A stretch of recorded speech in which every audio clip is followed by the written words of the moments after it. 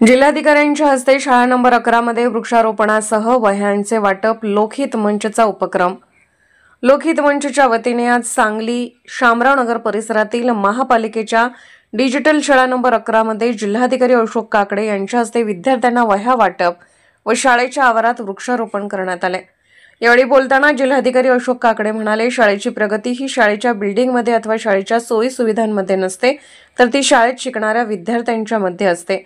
ही मुले मोठी झाली, त्यांनी आपला नावलौकिक कमावला तरच शाळा मोठी होते। या शाळेमध्ये ज्या ज्या सुविधा उपलब्ध नाहीत त्या येणाऱ्या डीपीडीसी मध्ये मंजूर करून घेऊन त्याची पूर्तता करू। त्या दरम्यान या शाळेतील मुले ही इथून पुढच्या भविष्यकाळात नावलौकिक कमवणार असल्याने या पिढीला शिक्षकांनी चांगल्या रीतीने घडवावे। शिवाय शाळेच्या आवारामध्ये फुलझाडांसह फळझाडांची लागवड करावी अशा सूचनाही काकडे यांनी दिल्या। यावेळी लोकहित मंचचे अध्यक्ष मनोज भिसे, माजी नगरसेविका स्नेहल सावंत, माजी नगरसेवक नसीमा नाईक, माजी नगरसेवक अभिजित भोसले, सामाजिक कार्यकर्ते रजाक नाईक, त्रिकोणी बाग हास्य परिवाराच्या उज्ज्वला गुळवणी, शिवाजीराव पाटील, रोहित दवंडे, गणेश थोरवे, शाळेचे मुख्याध्यापक गजानन मोरलवार, शिक्षिका अर्चना काटकर, कल्याणी राऊत, सुनीता खांडेकर, कमल आरगे, सुमन दीक्षित, सिराज पन्हाळकर, मनसूर नाईक, कयूम शेख, जावेद नदाब आदी मान्यवर आणि विद्यार्थी उपस्थित होते। नगरपालिका शाळा क्रमांक 11 येथील सर्व मुख्याध्यापक, शिक्षक, विद्यार्थी मित्रांनो, लोकहित मंच सांगली तर्फे या शाळेच्या विद्यार्थ्यांना मोफत वह्या वाटपाचा जो कार्यक्रम घेतलेला आहे त्याच्यासाठी त्याच्याबद्दल मला 2 दिवसांपूर्वी विशेष साहेब मला म्हणाले की आपल्या या शाळेत जायचं आहे आणि महानगरपालिकेची शाळा म्हटल्यानंतर मी नक्कीच येणार आहे। कारण शेवटी समाजाची प्रगती ही या भिंतींमध्ये नसते, ही या फरशीमध्ये नसते किंवा छतामध्ये नसते। खरी प्रगती ही इथे शिकणाऱ्या मुलांमध्ये असते। या शाळेची मुलं मोठी झाली, त्यांनी नावलौकिक कमवला तरच आपली शाळा खूप मोठी होते आणि हीच मुलं आपल्या शाळेला भविष्य काळात मोठेपणा देणार आहेत।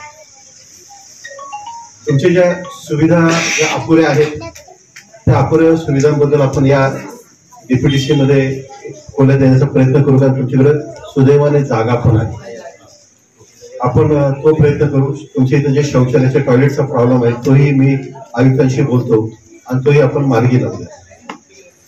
आता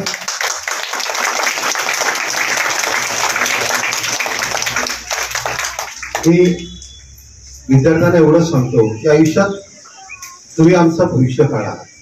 या सांगलीची पुढची 75 वर्ष, 80 वर्ष किंवा पुढची 100 वर्ष ही तुमच्यावर अवलंबून आहे। हा देशाची प्रगती करायची, या जिल्ह्याची प्रगती करायची आणि या जिल्ह्याचं नावलौकिक संपूर्ण विश्वामध्ये जर का आपल्याला पसरायचं असेल तर खऱ्या अर्थाने तुम्ही कामकाज करणार आणि हीच भावना ठेवून मला असं वाटतं की सगळ्या शिक्षकांना विनंती करतो की ही आमची पुढची पिढी आहे, ती कृपया व्यवस्थितपणे घडवा।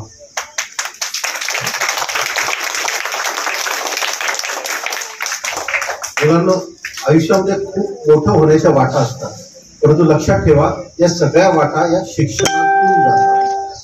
शिक्षणातून आपली बुद्धिमत्ता प्रगल्भ होते आणि हे आपण जेव्हा प्रश्न विचारायला सुरुवात करतो तेव्हा त्याच्या उत्तराच्या शोधाला आपण सुरुवात करतो आणि प्रश्न विचारून त्याचा उत्तराचा शोध घेणे आणि ते उत्तर कळल्यानंतर त्यानुसार आपण आयुष्यात जगणे फार महत्वाचं आहे। आम्ही सर्वांनी अशा शाळेतून सुरुवात केलेली आहे, त्यामुळे माझ्या तुम्हाला सर्वांना मी शुभेच्छा देतो। आज हा जो कार्यक्रम केलेला आहे तो अतिशय उत्तम आहे, मला खूप आनंद झाला, धन्यवाद। आणि तुम्हाला आता मराठी आहे, 7वी पर्यंत शाळा आहे। मला असं वाटतं की 5वीच्या मुलांची स्कॉलरशिपच्या परीक्षेची तयारी सगळ्या मुलांची, परीक्षा आपली साधारणतः फेब्रुवारीमध्ये असेल का नोव्हेंबरमध्ये, यावर्षी फेब्रुवारीमध्ये आहे, तर 5वीच्या मुलांना किमान 1 तासभर तरी आधी बोलून स्कॉलरशिपच्या स्पर्धेची परीक्षा सगळ्या मुलांची तयारी करा। फेब्रुवारीमध्ये म्हणजे आता जून महिना आहे, पुढचे 8 महिने आपल्याला मिळतात आणि त्याच्यामध्ये या शाळेची मुलं स्कॉलरशिपच्या परीक्षेमध्ये यशस्वी होतील असा नक्की पहा। आणि मुलांना तुम्हाला एवढंच सांगतो, कळेल न कळेल माहित नाही मला, पण लक्षात ठेवा कुछ किए बिना जय जयकार नहीं होती और कोशिश करने वाले की हार नहीं। खूप खूप